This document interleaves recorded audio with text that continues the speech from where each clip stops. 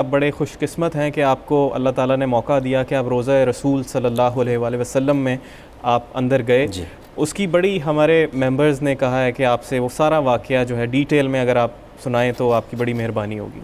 اچھا، یہ ہوا یہ تھا کہ میں نے جب کوئی مسلسل غالباً شاید 33 گھنٹے کی ٹرانسمیشن میں کر پایا تھا، میں ریکارڈ بنانا چاہ رہا تھا اور وہ گنیز والے بھی آئے ہوئے تھے۔ Guinness book of world record میں 41 گھنٹے کی ٹرانسمیشن کا تھا، تو 33 پہ کر چکا تھا اور میں شاید مزید کرتا، لیکن امجد صابری شہید ہو گئے تھے تو ہم نے وہ ٹرانسمیشن ٹوٹ گئی تھی ہماری اس زمانے میں، کیونکہ مسلسل میں کر رہا تھا تو میں نے پورا واقعہ بتایا تھا۔ لیکن پھر بھی آپ کا چونکہ سوال ہے اصل ہوا یہ تھا کہ میں شوکت عزیز صاحب کے وفد میں شامل تھا اور ہم لوگ یمن گئے تھے۔ یمن سے ہمیں سعودی عرب جانا تھا، تو یمن میں وہاں پر جب میں نے یمن کی قومی اسمبلی کے اسپیکر کو قصیدہ بردہ شریف سنایا تو وہ بہت خوش ہوئے۔ انہوں نے مجھے خنجر، تو وہاں خنجر وہ لوگ ایک نشانی کے طور پہ اڑس کے رکھتے ہیں اپنے ساتھ، تو انہوں نے اپنا خنجر وہ مجھے دیا۔ تو شوکت عزیز نے مجھے بتایا کہ شوکت عزیز صاحب پوری دنیا گھوم چکے ہیں اور کئی جگہوں پر انہوں نے ان کا معاشی نظام درست کیا ہے کئی ممالک کا، تو مجھ سے کہنے لگے تمہیں پتہ نہیں ہے یہ انہوں نے تمہیں بہت بڑا تحفہ دیا ہے۔ اچھا ٹھیک ہے چلو، میں کہنے لگے مجھے لگتا ہے تمہیں بڑے طائف ملیں گے ابھی، اور ہم لوگ پھر سعودی عرب چلے گئے۔ سعودی عرب میں شاہ عبداللہ بن عبدالعزیز رحمہ اللہ، اللہ تعالیٰ ان کی مغفرت فرمائے، سعودی کنگ تھے اور بہت اچھے انسان تھے، میں پرسنلی ملا ہوں تو میں جانتا ہوں۔ اسی طرح شہزادہ سلطان، دونوں سے میری ملاقات ہے۔ تو ہم ان کے پاس گئے تو ان کا بڑا فارم ہاؤس ہے۔ اچھا، اس فارم ہاؤس میں یا تو مشرف صاحب جاتے تھے یا شوکت عزیز، یہ ان کی پرسنل دوستی تھی تو فارم ہاؤس، تو شوکت عزیز صاحب مجھے بھی لے گئے ساتھ، ایک دو منسٹر اور تھے۔ تو وہاں پر بہت دور دور بیٹھے ہوتے ہیں لوگ، بادشاہ بہت دور ہوتا ہے اور بہت دور سیٹنگ ہوتی ہے۔ میں نے وہیں سے یہ شوکت صاحب سے کبھی بادشاہ سلامت سے کہیں کہ ہمارے لیے خانہ کعبہ کا دروازہ کھول دیں، خانہ کعبہ کا۔ تو خیر وہ کنگ نے دیکھا اور اس نے مسکرا کے انہوں نے بتایا کہ عربی ٹرانسلیٹر تھے ہمارے بحر اللہ ہزاروی صاحب، وہ آج حیات ہیں، وہ زبردست، وہی جاتے تھے، ان سے پوچھا جا سکتا ہے، بلکہ وہ آئے تھے ہمارے پروگرام میں، واقعہ انہوں نے بیان کیا تھا۔ انہوں نے کہا حج کا موقع ہے اور 11 دن بعد حج ہے، تو اس وقت خانہ کعبہ کا دروازہ تو نہیں کھل سکتا، رش بہت ہے، تو انشاءاللہ تمہارے لیے بعد میں، یہ مجھے انہوں نے پیغام، جو تم عاشق لگتے ہو، یہ لفظ بولا عاشق، لوگ کہتے ہیں اہل عرب عشق کو نہیں جانتے، اور بھائی عشق تو کیا ہی اہل عرب نے، مجنون نے کہاں کیا تھا عشق؟ مجنون کون ہے؟ قیس کون تھا جس نے لیلا سے کیا تھا؟ تو عشق تو کرتے ہی اہل عرب ہیں۔ تو انہوں نے مجھے کبھی تم عاشق لگتے ہو تو بعد میں کبھی کھول دیں گے، اب میں بڑا دل میرا محسوس کے رہ گیا۔ تو خیر شوکت عزیز نے مجھے بعد میں ڈانٹا کہ یار اس طرح تھوڑی بات کرتے ہیں اس وقت۔ میں نے کبھی آپ تو آئے یہاں پہ اپنے چیمبر آف کامرس میں، صبح چلے جائیں گے ادھر چلے جائیں گے، ہمیں تو کچھ آتا نہیں ہے، یہ سیدھی سی بات ہے۔ مذہبی امور ہم جانتے ہیں، وہ ہماری ملاقات اوقاف کے منسٹر سے ہونے والی ہے، وہ حج کا کوٹا ووٹا پاکستانیوں کا سیٹ کرنا ہے، تو ایٹ لیسٹ ہم نے کہا بھائی یہ ہو جائے گا۔ کہہ رہے بھائی عمرہ ہو رہا ہے نا تمہارا؟ عمرہ ہم لوگ یہاں سے کرنے چلتے تھے، ہم ریاض سے پھر عمرہ کرنے کے لیے گئے، عمرہ کیا، خیر عمرہ بہت اچھا ہوا ماشاءاللہ، عمرہ ہمارا انہوں نے اپنے گھیرے میں لے کے کرایا۔ پھر ہمیں انہوں نے اوپر لے گئے، یہ صفا محل کہلاتا ہے، صفا محل کے بالکل کھڑکی کے سامنے خانہ کعبہ نظر آتے ہیں، تو ہم نے وہاں دیکھ کے دعائیں کی، سب ہو گیا۔ تو میں نے شوکت عزیز صاحب سے کہا کہ دوبارہ کوشش کریں نا یہاں کسی سے کہنے لگے یار تم نے وہاں بات کر لی، نہیں ہو سکا۔ این اسی وقت جو ہے شوکت عزیز صاحب کے پاس فون آیا۔ اچھا، مطلب یہ این اس سے مراد ہے کہ بالکل اس ٹائم نہیں، اس کے کچھ دیر بعد ہم، کیونکہ پرائم منسٹر الگ تھے، ہم ظاہر ہے کہ ہم منسٹرز تھے تو ہم الگ گاڑی میں تھے، تو ہم وہاں سے جدہ روانہ ہو گئے۔ جیسے ہم جدہ پہنچے اپنے اپنے ہوٹلز میں، تو شوکت عزیز نے مجھے بلایا، اس کے بعد ان کے پاس گاڑی میں فون آیا تھا، کہنے وہ تم نے کوئی دعا کی تھی وہاں پہ؟ اچھا، بہت زبردست آدمی ہے شوکت عزیز، میں آپ کو بتاؤں بہت زبردست۔ شوکت عزیز کا یہ کوئی 117واں عمرہ تھا۔ اچھا جی، 117واں 117، اور شوکت عزیز صحیح جو ہے وہ بھاگ کے کرتے ہیں پوری۔ اچھا، یہ لوگوں نے بھاگ کے پوری۔ اچھا، اب ہر آدمی نہیں جانتا نا کسی کو، بس آپ نے برا کہنا ہے تو کہہ دیا۔ اس نے اتنے عمرے کیے ہیں، وہ صحیح پیدل کرتے ہی نہیں، مطلب جہاں بھاگنا ہوتا ہے، یہ اس کو کہتے ہیں اخذر میلین، اس کے دوران جو ہے یہ یعنی سبز ہری لائٹ ہے اس کے درمیان، وہاں بھاگنا ہوتا ہے، یہ پوری صحیح بھاگ کے کرتے ہیں، یہ کر چکے ہوتے ہیں اور ہم لوگ کر رہے ہوتے تھے، مطلب یہ ان کی پریکٹس تھی بھائی۔ تو کہہ لیں تم نے کوئی دعا وغیرہ کی تھی؟ میں نے کہا نہیں، کیوں، کیا ہوا؟ کہہ لیں کہ بھائی وہ کنگ کی طرف سے میسج آیا ہے کہ بھائی وہ جو آپ کے ساتھ جو لڑکا تھا اور جس کی خواہش تھی تو وہ تو نہیں ہے، لیکن یہ کہ روضہ رسول کا استخارہ کروایا ہے. اچھا، وہ روضہ رسول کا دروازہ ہر ایک کے لیے نہیں کھلتا، یہ اپنے ذہن میں رکھیے گا. خانہ کعبہ کا دروازہ تو ہر ہیڈ آف دی اسٹیٹ کے لیے کھلتا ہے. اچھا، خانہ کعبہ کے اندر بھی ایک دروازہ ہے، وہ بھی میں وضاحت کر دوں، وہ باب التوبہ ہے. اچھا، اس دروازے سے چھت پہ جایا جاتا ہے. جی وہ بھی کسی کے لیے نہیں کھلتا. وہ پاکستان میں اگر کسی کے لیے کھلا ہے اب تک تو صرف مشرف صاحب کے لیے کھلا. مشرف صاحب چھت پہ گئے تھے، وہاں جا کے انہوں نے نعرے تکبیر بلند کیا تھا، نعرہ لگایا تھا. وہ چھت پہ جانے کا راستہ باب التوبہ کہلاتا ہے، چھوٹا سا ہے بالکل. تو انہوں نے مجھے کہا کہ بھائی وہ استخارہ ہو رہا ہے اور خانہ، اچھا روضہ رسول کی جو چابیاں ہیں نا وہ 12 لوگوں کے پاس ہے، 12 کلید بردار ہیں، 12 کلید بردار، 12 قبائل میں تقسیم ہوئی. کیونکہ رسول اللہ نے صلی اللہ علیہ وسلم ایک انتہائی عادل ہستی تھے، لہٰذا ان کو جب غسل بھی دیا جا رہا تھا تو انہوں نے کہا تھا 7 کنوؤں سے مجھے غسل دیا جائے تاکہ اہل عرب میں کوئی جھگڑا نہ ہو، سب کے کنویں استعمال ہو جائیں. تو مطلب ایک کنواں آج بھی موجود ہے بیر غرس کے نام سے، ماں وہ تالا پڑا رہتا ہے، غرس کا کنواں تھا، اس سے زیادہ پانی لیا گیا تھا. اچھا، اور یہ اگر آپ کو یاد ہو حجر اسود کا واقعہ تو بھی آپ نے 4 قبیلوں کے سرداروں سے چادر کے کونے پکڑوائے تھے اور پھر حجر اسود خود نصب فرمایا تھا. تو آپ جھگڑا کبھی بھی نہیں چاہتے تھے، تو ہم تو اس کی امت میں سے جو کبھی جھگڑا کرنا ہی نہیں چاہتے تھے. تو آپ نے فرمایا کہ بھئی یہ سب. اسی طرح آپ کے روضے کی جو چابیاں ہیں، کلید، جس کو کلید بردار جن کو کہا جاتا ہے، فاروق اعظم رضی اللہ تعالیٰ عنہ کے زمانے میں اس کو ایک باقاعدہ شکل دی گئی تھی. اور چونکہ ام المومنین سیدہ عائشہ صدیقہ رضی اللہ تعالیٰ عنہ وہاں رہا کرتی تھیں تو اس کو یہ نہیں کہا گیا تھا کہ کوئی سرکاری اس کو جگہ لے لیا جائے. لیکن فاروق اعظم کی شہادت کے بعد جب آپ نے ان سے ریکویسٹ کی تھی کہ میں اپنے دوستوں کے پاس آرام کرنا چاہتا ہوں، تو پہلے آپ نے مسترد فرما دی تھی یہ درخواست، کیونکہ آپ نے کہا تھا جگہ میں نے اپنے لیے رکھی ہے. تو آپ نے کہا ام المومنین نے منع کیا تو منع کیا ہے، لیکن بیٹا جب میں انتقال کر جاؤں تو ایک مرتبہ پھر عائشہ سے پوچھ لینا، شاید وہ مجھے اندر آنے دیں. تو پھر دوبارہ حضرت عبداللہ ابن عمر نے ریکویسٹ کی تھی تو حضرت عمر کو وہاں لے جایا گیا، تو انہوں نے پھر چھوڑ دی تھی جگہ. اس کے بعد پھر وہ پردہ کرنے لگی تھیں کہ بھئی اب عمر یہاں. تو حضرت عمر اور حضرت عثمان کے دور تک یہ، اس کے بعد اس کو ایک درجہ دیا جانے لگا. تو حضرت عائشہ بھی چونکہ وہاں پھر نہیں رہا کرتی تھیں، پھر انہوں نے منتخب کر لیا تھا مدینے میں ایک گھر، تو اس کو تحویل میں لے گئے. تو اس کو پھر دروازہ بنایا گیا، پہلا دروازہ لگا تھا وہاں. تو اس کی پہلی چابی تھی، اس چابی کی 7 چابیاں بنوائی گئیں. اس کے بعد پھر مزید چابیاں بنوائی گئیں اور وہ 12 قبائل تھے جن میں تقسیم کی گئی. پھر نور الدین زنگی کے دور میں یہ چابیاں گھٹ کے جو ہیں وہ 7 رہ گئی تھیں دوبارہ سے. اچھا، نور الدین زنگی کے دور میں، یہ میں آپ کو اس لیے پوری ہسٹری بتا رہا ہوں تاکہ آپ کو سمجھ میں آئے.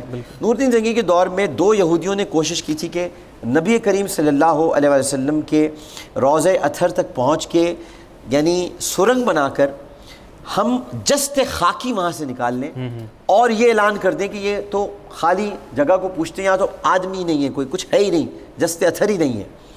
نور الدین زنگی کے خواب میں نبی کریم صلی اللہ علیہ وسلم تشریف لائے، حلیہ بتایا، یہودیوں کی شکل بتائی، مکان بتایا پورا کہ یہ یہاں ہوں گے. انہوں نے پکڑ کے ان کو تو خیر قتل کرایا اور بعد میں اس پوری جگہ کو سیسا پلوا دیا.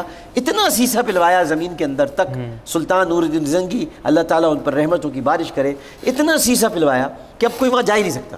اب سیسا پلائی ہوئی دیوار ہے چاروں طرف. اس کے بعد حضرت عبداللہ ابن زبیر رضی اللہ تعالیٰ عنہ کے زمانے میں، جنہوں نے علم بغاوت بلند کیا تھا یزید کے خلاف، اور ان کی حکومت کچھ عرصے قائم رہی مکہ اور مدینہ میں، تو انہوں نے اس کی چابیاں باقاعدہ بنوا کے، چونکہ عبداللہ ابن زبیر واحد صحابی تھے رضی اللہ تعالیٰ عنہ جن کو یہ پتہ تھا کہ ریاض الجنہ کہاں ہے، کیونکہ حضرت عائشہ نے ان کو بتایا تھا. اور صرف حضرت عائشہ جانتی تھی. حضرت عائشہ کی کنیت ام زبیر ہے کیونکہ وہ حضرت عبداللہ ابن زبیر کو اپنی اولاد کی طرح پالتی تھی. جب ہی رسول نے کہا کہ خالہ ماں کی جگہ ہوتی ہے، کیونکہ حضرت عائشہ نے ان کو پالا تھا. اب انہوں نے یہ چابیاں بنوائی. یہ چابیاں میں اس لیے چابیاں کو بتا رہا ہوں، اب ان کے پاس یہ چابیاں ہیں، اب ان میں سے استخارہ ہو رہا ہے. استخارے کے لیے شوکت علی صاحب نے بتایا کہ تمہارا نام کیا ہے بھائی، اب تم دیکھو تم گناہ گار ہو یا کچھ، تو استخارے میں اگر آ گیا تو ہم سب چلیں گے. جمعے کا دن ہے، تیمور بھائی غور سے سنیے گا، جمعے کا دن ہے، جمعرات کو ہم لوگ ریاض جدہ سے نکل رہے ہیں.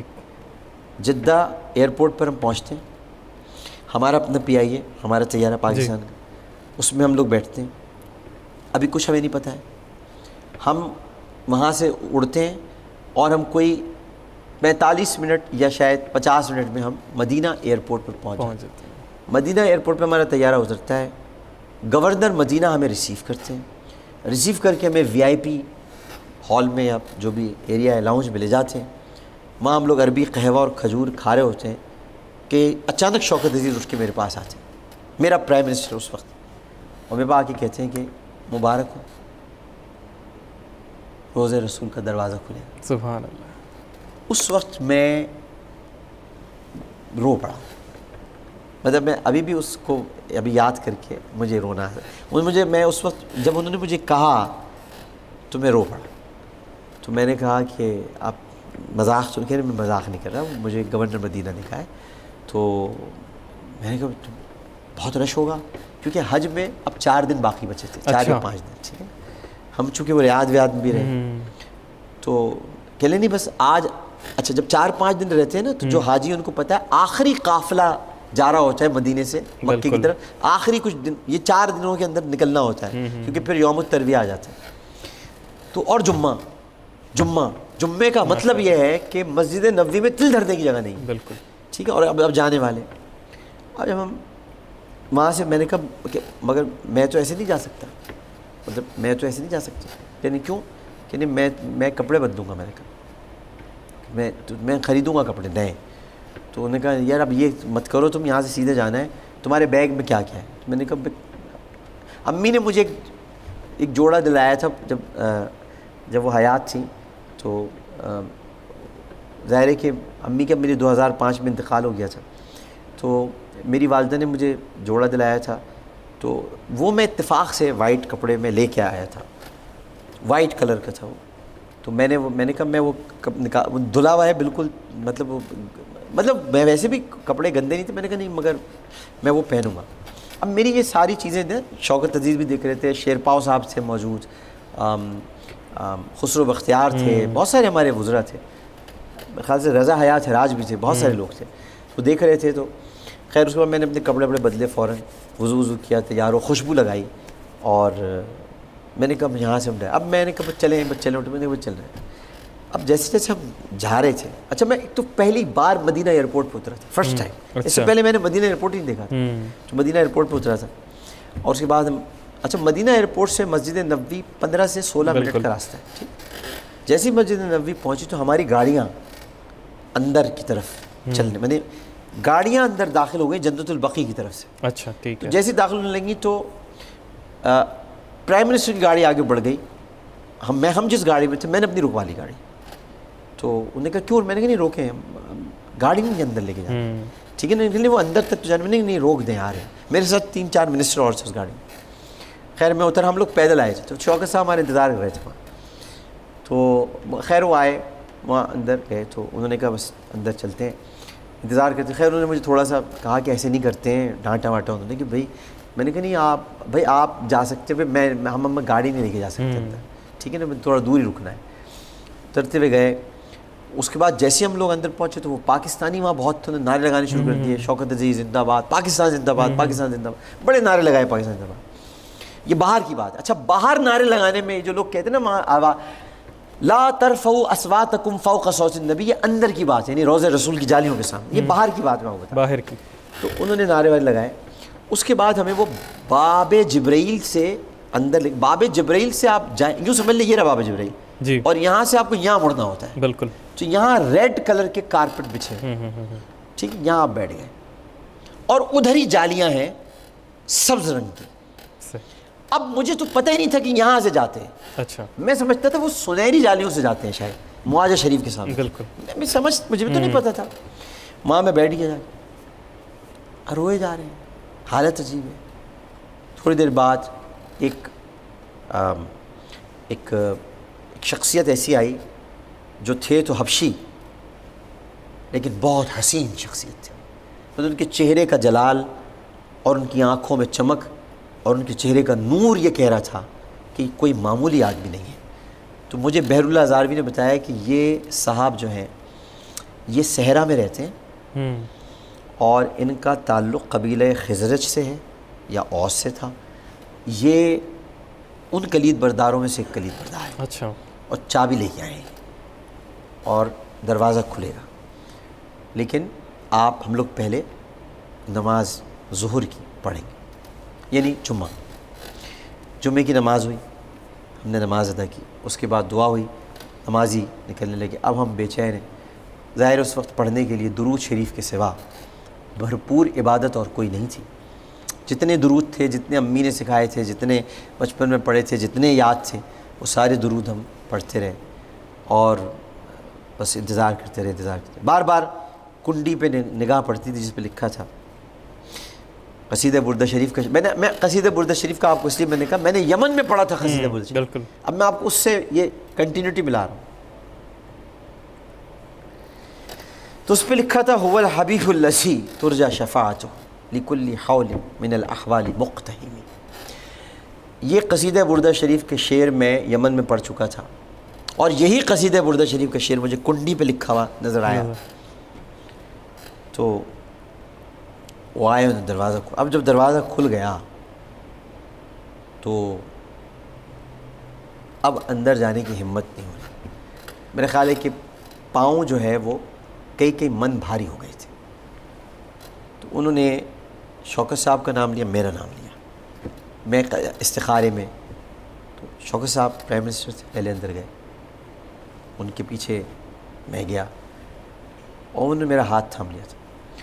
اور اس آدمی کے چہرے کا رنگ بھی متغیر تھا، ہمارا بھی تھا. ہم کانپتے کانپتے آگے بڑھ رہے تھے. ہمیں اندر لے جانے والا بتا رہا تھا یہ فلاں زوجہ مطہرہ کا یہ گوشہ ہے، یہ فلاں زوجہ مطہرہ کا گوشہ ہے، یہ فلاں زوجہ مطہرہ کا گوشہ ہے. اور پھر ہم تھوڑا سا لیفٹ کو ٹرن ہوئے، پھر تھوڑا سا رائٹ کو ٹرن ہوئے، پھر تھوڑا سا لیفٹ آتا ہے اور پھر اس کے بعد رائٹ مڑتے ہیں. تو ایک تصویر جو بہت سارے لوگ لگاتے ہیں، جو کہ غلط لگاتے ہیں اور یہ کہتے ہیں کہ شاید یہ قبر رسول یا تربت رسول. ایک تو یہ قبر اور تربت کا لفظ استعمال نہیں کرنا چاہیے. امام مالک کہتے ہیں کہ جب بھی روضہ رسول پہ جاؤ، یہ قوم میں رسول کی زیارت کے لیے گیا تھا. قبر اور تربت ان کی ہوتی ہے جو مردہ ہوتی ہے، بالکل، جو زندہ ہوتے ہیں ان کی قبر نہیں ہوتی. تو وہاں پر تصویر شیئر کی جاتی ہے. وہ ایکچولی حضرت فاطمہ کا گھر ہے وہ. اچھا. اور وہ حضرت فاطمہ کی جہیز کا سامان ہے اور ان کے گھر کا سامان ہے. اس پہ جو امامہ رکھا ہوا ہے وہ مولا علی کا ہے. تو لوگ سمجھتے ہیں کہ یہ شاید یہ نہیں ہے، کیونکہ نبی کی تو آپ دیکھ ہی نہیں سکتے وہ مقام، کیونکہ ادھر سب جگہ پہ بند ہے، وہ دیوار ہے، اس پہ غلاف چڑھا ہوا ہے گرین کلر کا. ٹھیک ہے. تو وہ ہمیں اندر لے کے وہ موڑ کے اس نے جو صاحب تھے وہ آئے اور انہوں نے کھڑا کر دیا، کہا سلام پڑھو. عربی مسئلے کا انہوں نے کہا سلام. اب ہم نے سلام پڑھنا شروع کیا. اب میں نے آہستہ آہستہ ایک نعت پڑھنی شروع کی، میٹھا میٹھا ہے میرے محمد کا نام. بہت آہستہ آہستہ، بہت آہستہ، اتنی آہستہ کہ شاید میرے ہی کان سن سکتے تھے. شوکت عزیز میرے ساتھ آ گئے اور میرے ساتھ مل کے وہ نعت پڑھنے لگے. میں نے وہاں ایک معجزہ دیکھا اپنے نبی کا، اور وہ یہ دیکھا کہ بالکل ہمارے پیچھے معاجہ شریف تھا اور اتنا رش تھا کہ ہم وہاں دیکھ سکتے تھے نا جالیوں سے باہر. بالکل. رش اگر ہوتا ہے نا تیمور بھائی، خاموش رش بھی ہوتا ہے، تب بھی اس کی سرسراہٹ ہوتی ہے. میں قسم کھا کر کہتا ہوں اپنے رب کی عزت کی کہ وہ سرسراہٹ ہمیں اندر نہیں سنائی دے رہی تھی. سکون تھا اندر آ ہی نہیں رہی تھی آواز کہ باہر کچھ ہو. ایسا لگ رہا ہے کہ ٹی وی کی آواز کسی نے بند کی ہوئی اور باہر مجمع جا رہا ہے. بس یہ میں نے معجزہ دیکھا اور مجھے قرآن کی اس آیت پر واثق یقین ہوا، یا ایھا الذین آمنوا لا ترفعوا اصواتکم فوق صوت النبی، کہ اپنی آوازوں کو نبی کی آواز سے بلند مت کرو. تو وہ اللہ نے خود ہی انتظام کر رکھا ہے، اگر کسی کی ہو بھی جائے گی تو وہ آئے گی نہیں اندر آواز، پہنچے گا بھی تو درود پہنچے گا. تو وہ ہم پڑھتے رہے اور بہت دیر تک پڑھتے رہے. اور پھر اس کے بعد وہاں پر ایک گوشہ ہے جو خالی تھا، اور میں نے چونکہ پڑھ رکھا تھا تو مجھے خالی گوشہ معلوم تھا کہ وہ خالی گوشہ نہیں ہے، یہاں حضرت عیسیٰ علیہ السلام کی قبر بنے گی. تو میں نے وہاں کھڑے ہو کے حضرت عیسیٰ علیہ السلام کی ممکنہ قبر کے سامنے یہ کہا کہ اے مسیح اللہ، آپ نے آنا ہے رسول کے امتی کی حیثیت سے. تو مجھے طبہ بادشاہ یاد آ رہا ہے اس وقت. طبہ یمن کا ایک بادشاہ تھا اور اس نے گھر کی چابیاں اپنے غلام کو دے کر کہا تھا کہ میں نے محمد صلی اللہ علیہ وسلم کا زمانہ تو نہیں پایا اور مجھے لگتا نہیں کہ میں ان کا زمانہ پاؤں، لیکن اگر وہ تمہیں یا تمہاری نسل میں کبھی آ جائیں تو ان سے کہنا کہ طبہ بادشاہ نے اپنی طرف سے ایک گھر ان کو دیا ہے، تو وہ آئیں تو اسی میں قیام کریں. اور طبہ بادشاہ کی نسل در نسل ہوتے ہوئے وہ گھر حضرت ابو ایوب انصاری کے پاس آیا تھا. تو رسول اللہ نے حضرت ابو ایوب انصاری کے گھر میں قیام نہیں کیا تھا، وہ ان کا اپنا گھر تھا جو طبہ بادشاہ ان کو دے کے گیا تھا. تو یہ غلط ہے کہ وہ حضرت ابو ایوب انصاری کا گھر تھا، وہ رسول کا ہی گھر تھا. تو وہاں میں نے کہا کہ میں طبہ بادشاہ کی طرح آپ سے ریکویسٹ کرتا ہوں، درخواست کرتا ہوں، میں نے آپ کا زمانہ نہیں پانا، لہٰذا میں چونکہ آپ کی اس ممکنہ مقام کو قبر سمجھتا ہوں تو آپ میری اس رسول سے سفارش ضرور کر دیجیے گا اور یہ سفارش کر دیجیے گا کہ میں بخش دیا جاؤں.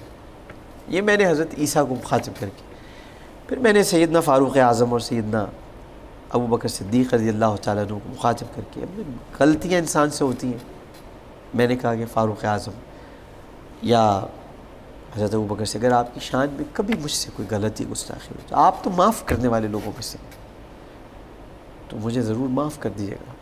وہ مجھے یقین ہے کہ آپ مجھے معاف کر دیں گے. تو ایک دل کو اس وقت اطمینان ہوا اور ایسے آواز آئی کہ جاؤ مجھے تمہیں معاف کیا، تم ہمارے اپنے ہو. تو ادھر سلام پیش کیا، پھر رسول اللہ کے پاس آ کے بہت دیر تک بہت سلام، بہت کافی روتا رہا میں بہت دیر تک. اب اس بات پر روتا رہا کہ مجھ میں ایسی کیا خاص بات ہے کہ میں اندر آ گیا. اس بات پہ میں بہت رویا. تو میں جب بہت رو رہا تھا یا مجھے بہت رونا آ رہا تھا اس وقت، تو وہ آدمی جو آیا تھا خزرج کا، اس نے مجھے گلے سے لگایا، اس نے کہا کہ تم عاشق ہو. اس نے کہا ہاذا عاشق. اس نے مجھے کہا، اچھا، اس نے اس کو کہا بہر ہزاروی صاحب. تو بہت دیر تک بس یہ رونا چلتا رہا. اس کے بعد پھر میں نے اپنے وہ جو کپڑے تھے نا اس میں نے لوٹ لگا لی اس میں. اچھا، میں نے کہا اس کی ساری مٹی لگ جائے، کیونکہ وہاں صفائی اس لیے نہیں ہوتی کہ وہاں صفائی کی ضرورت نہیں، وہ خود ہی صفائی رہتی ہے، فرشتے کرتے ہیں وہاں صفائی. تو وہ کپڑے، وہ موزے، کیونکہ میں ننگے پیر نہیں گیا تھا وہاں، اچھا، میرے ہاتھ صرف ننگے تھے، باقی میں نے ہر چیز ڈھانکی ہوئی تھی اپنی. میں نہیں سمجھتا تھا میری کوئی اسکن اس قابل ہے کہ وہ اس جگہ جا سکے. تو وہ موزے، وہ کپڑے، وہ مٹی، وہ سب آج میرے پاس محفوظ ہے، رکھی ہے. میں نے وصیت بھی کی ہوئی ہے کہ میں جب مر جاؤں تو میرے کفن کے ساتھ یہ چیزیں رکھ دیں. اور بھی میرے پاس چیزیں ہیں، کچھ نبی کریم صاحب کی زلفیں ہیں، منہ مبارک ہے، تو یہ رکھ دیں میرے ساتھ. تو اس کے بعد ہمارے 45 منٹ ہمیں دیے گئے تھے. ہماری عشق دیکھ کر اس نے ٹائم ہمارا بڑھا دیا. ہمارے شوکت صاحب، پھر ایک ایک کر کے سب جاتے رہے، پھر میں اور شوکت صاحب رہ گئے تھے. پھر شوکت صاحب نے میرا بازو دبایا اور کہا چلو. کیا مطلب چلو، مطلب ان سے بھی برداشت نہیں ہوا. سچی بات، میں کیوں جھوٹ بولوں؟ اس مقام پہ تو ریاکاری تو چل ہی نہیں سکتی. یہ تو سب لکھا جا رہا ہے، یہ تو لکھ رہے ہیں جو یہاں بیٹھے ہوئے، یہ دونوں تو جو بیٹھے ہوئے. پرائیویسی نہیں ہے انسان کی، انسان کی کوئی پرائیویسی، انسان سمجھتے ہیں پرائیویسی اس کی کوئی نہیں. دو فرشتے اس کے ساتھ ہر وقت ہیں اور اللہ اسے دیکھ رہا ہے، پرائیویسی ہے ہی نہیں. بالکل. تو انہوں نے میرا ہاتھ دبایا، نکلا، میں جا ہی نہیں رہا تھا باہر واپس. تو خیر میں نکلا باہر نکل کے میں تیمور بھائی گھنٹوں تک روتا رہا. پھر یہاں تک کہ عصر کی اذان ہو گئی. اور اس کے بعد پھر وہاں پر مسجد نبوی میں ہمیں چونکہ نکلنا تھا اور عصر کچھ دیر بعد کھڑی ہوتی ہے، تو انہوں نے ہم سے کہا کہ آپ میں کوئی ہے جو نماز قائم کرا دے. تو آپ لوگ، تو میں نے قصر، مطلب یہ عصر کی جو قصر ہے، ظاہر 4 رکعت ہوتی ہیں تو 2 رکعت، تو اس کی امامت میں نے وہاں کرائی تھی. مسجد نبوی میں میں نے نماز پڑھائی تھی. اس کے بعد ہم سب لوگ چلے گئے تھے. تو بس یہ ایک حضوری تھی، ایک حاضری تھی. اور مطلب یہ کہ یہ ایک ناقابل فرام، مطلب مجھے اب دنیا میں کوئی عہدہ یا کوئی مقام کی تمنا نہیں رہی. جب نبی نے اپنے گھر، دیکھیں نبی کعبے میں، تو کعبہ اللہ کا گھر ہے. ایک بات یاد رکھیے گا، اللہ کا گھر پرائیویسی نہیں ہوتی. اللہ کا مطلب یہ ہے کہ وہ گناہگار کو بھی بلا کے توبہ کا دروازہ اس پہ کھول سکتا ہے، مشرک کو بھی بلا کے اس کو ایمان کی دولت سے مالا مال کر سکتا ہے، اور کسی کافر کو بھی بلا کے اللہ تعالیٰ اپنے دربار. لیکن رسول کا گھر پرائیویٹ جگہ ہے. نبی کا گھر وہ مقام ہے. کعبہ تو ناپاک تھا اس لحاظ سے, میں ناپاک نہیں کہہ رہا, ناپاک اس لحاظ سے وہاں بت تھے تو رسول نے سارے بت توڑ دیے. کعبے میں ابو جہل کے ناپاک قدم بھی گئے, ابو لہب کے ناپاک قدم بھی گئے, لیکن نبی کے گھر میں کبھی کسی ناپاک کے قدم ہی نہیں آئے ہی نہیں. تو یہ اس لحاظ سے افضل ہے. اور مدینہ اور مکے میں جب بھی افضلیت کی بات ہوتی تو ہمارے بزرگ کہتے ہیں نہ مکے کو فضیلت حاصل ہے نہ مدینے کو. فضیلت اسی مقام کو حاصل ہے جہاں رسول ہے. بالکل سے.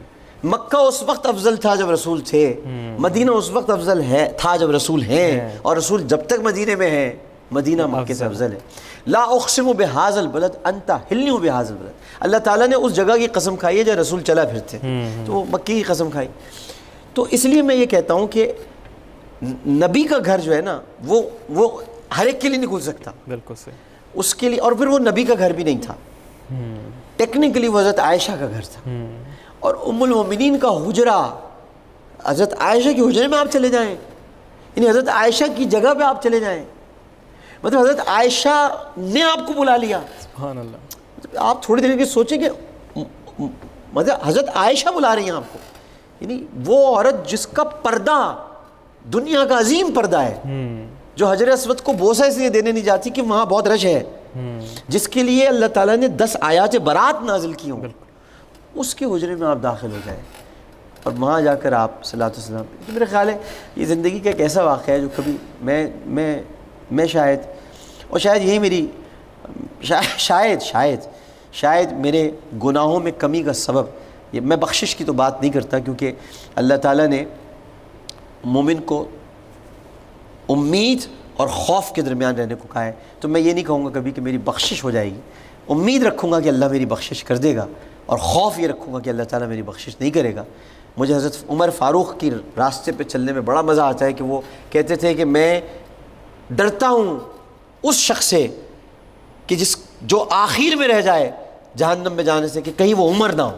حالانکہ آپ تو اشر مبشرہ ہیں, آپ تو سب کچھ, تو بس یہ ایک واقعہ ہے, اس طرح سے یہ پیش آیا تھا. تو اسی خوبصورت نوٹ پہ اس پروگرام کا ہم اختتام کرتے ہیں. ڈاکٹر صاحب بہت شکریہ, آپ نے ہمارے لیے ٹائم نکالا, بہت شکریہ. بہت شکریہ. تو یہ تھے ڈاکٹر عامر لیاقت حسین. مجھے امید ہے آپ کو یہ شو بہت پسند آئے گا. اپنی فیڈ بیک ضرور دیجیے گا. مجھے اور میری یہاں سے ٹیم کو دیجیے اجازت. اللہ حافظ.